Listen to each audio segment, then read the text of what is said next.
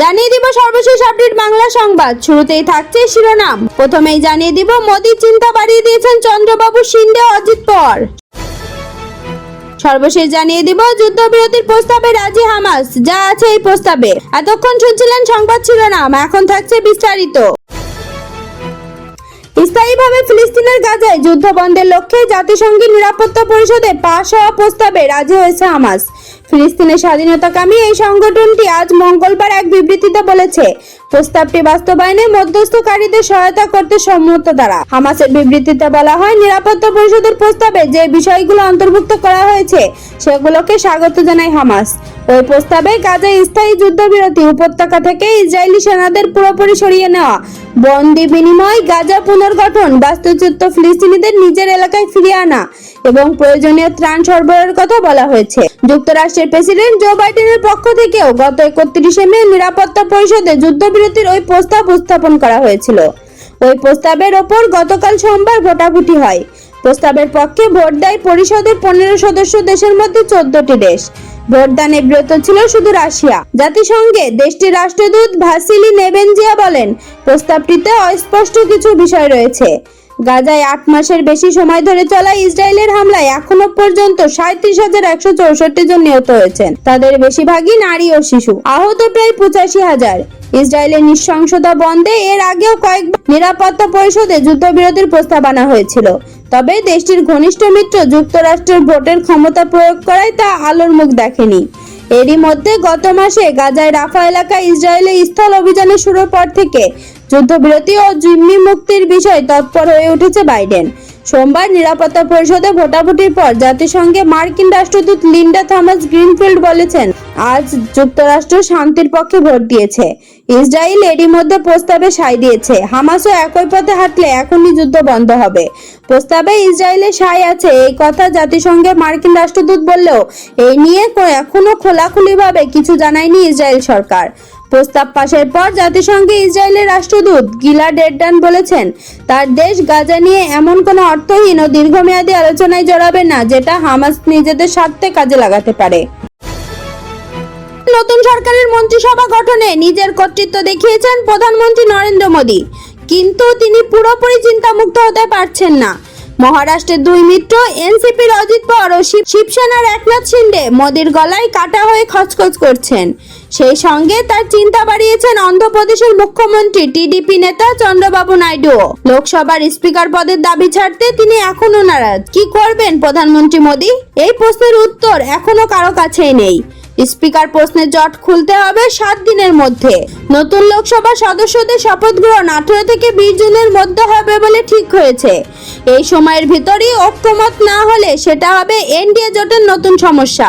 অজিত পাওয়ারের এনসিপির হাল এবার সবচেয়ে খারাপ।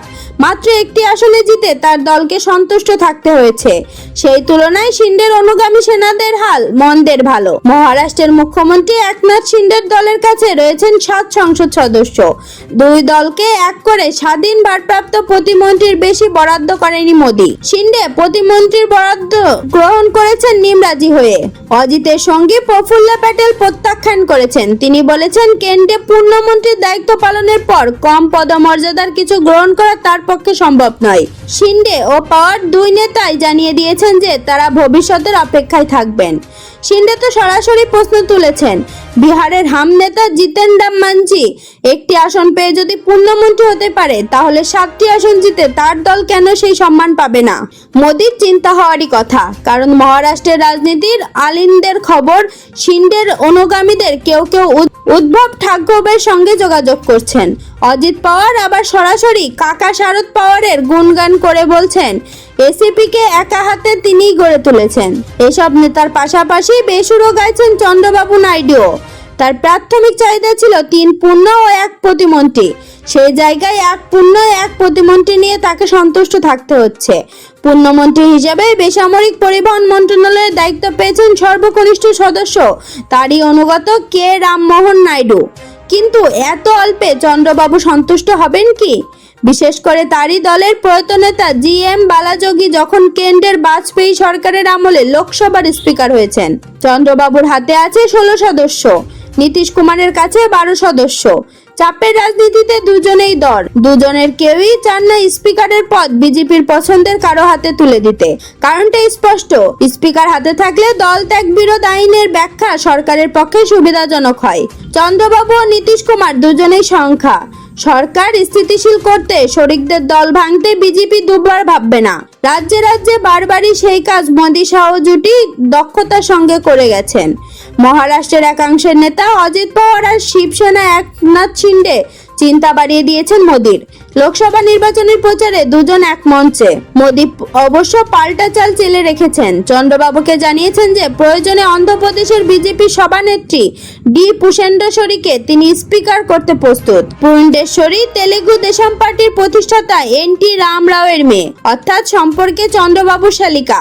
অবিভক্ত অন্ধ্রপ্রদেশের কংগ্রেসের নেত্রী ছিলেন পুণ্ডেশ্বরী। কেন্দ্রে মনমোহন সরকারের আমলে দুবার মন্ত্রীও হয়েছিলেন। 2014 সালের মার্চে রাজ্য ভাগের প্রতিবাদে তিনি কংগ্রেস ছেড়ে বিজেপিতে যোগ দেন। নরেন্দ্র মোদী ভাবছেন পারিবারিক যোগাযোগের দরুন চন্দ্রবাবুর মন গললেও গলতে পারে। টিডিপি নেতা অবশ্য এখনো মত দেননি। তার হাতে নতুন অস্ত্র কংগ্রেসের প্রস্তাব। তারা জানিয়েছে স্পিকার পদে নির্বাচনে টিডিপি প্রার্থী দিলে কংগ্রেস নিঃশর্ত সমর্থন জানাবে। মুকুটের এতগুলো কাটার খচখচানি কি করে দূর করবেন প্রধানমন্ত্রী মোদী? রাষ্ট্রীয় স্বয়ংসেবক সংঘের প্রধান মোহন ভাগবত গতকাল সোমবার যা বলেছেন তাতে স্পষ্ট যে এতদিন মোদী যেভাবে সরকার চালিয়ে এসেছেন তাতে সঙ্গের সায় নেই। সঙ্গের সঙ্গে মোদীর নেতৃত্বাধীন বিজেপি টান পোড়ানে আগামী দিনে কোন দিক মোড় নেবে তা এখনো অজানা। এই মাসের মধ্যেই দলের সভাপতি নিয়োগ করতে হবে। জেপি নাড্ডার মেয়াদ আগেই উত্তীর্ণ হয়েছে। নির্বাচনের জন্য তিনি বাড়তি সময় কাজ চালিয়েছেন। সঙ্গ নাকি মোদী নিজের অনুগামী, কাকে দায়িত্বে আনা যায় সেই আলোচনাই চলছে। নাড্ডার মতো একান্ত অনুগামীকেও দায়িত্ব না পেলে দল ও সরকার নিজের ঢঙ্গে চালানো মুশকিল। তার ওপর বাড়তি চাপ শরিকদের। চলতি বছরটা মোদীর জন্য খুবই গুরুত্বপূর্ণ। অক্টোবর নভেম্বরের মধ্যে 4টি রাজ্যের বিধানসভা ভোট। মহারাষ্ট্র ও হরিয়ানায় বিজেপির ক্ষমতায়, কিন্তু দুই রাজ্যের হাল বেশ খারাপ। কতটা খারাপ সেটা বোঝা গেছে লোকসভার ভোটে। ঝাড়খণ্ডেও বিজেপি আগের রমরমা অবস্থা ধরে রাখতে পারেনি। তার ওপর সেখানকার মুখ্যমন্ত্রী হেমন্ত সোরেন ইস্তফা দিয়ে কারাগারে গেছেন। আদিবাসীদের সহানুভূতি তার দিকে। চতুর্থ রাজ্য জম্মু ও কাশ্মীর।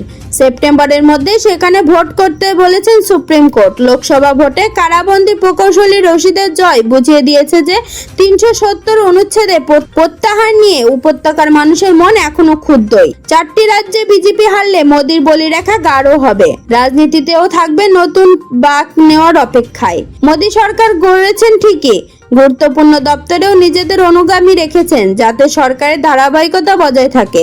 কিন্তু তা সত্ত্বেও নরেন্দ্র মোদী চিন্তামুক্ত থাকা কঠিন। আজকের খবর এই পর্যন্তই। পরবর্তী খবর সবার আগে পেতে বাংলা সংবাদ চ্যানেলটি সাবস্ক্রাইব করে রাখুন।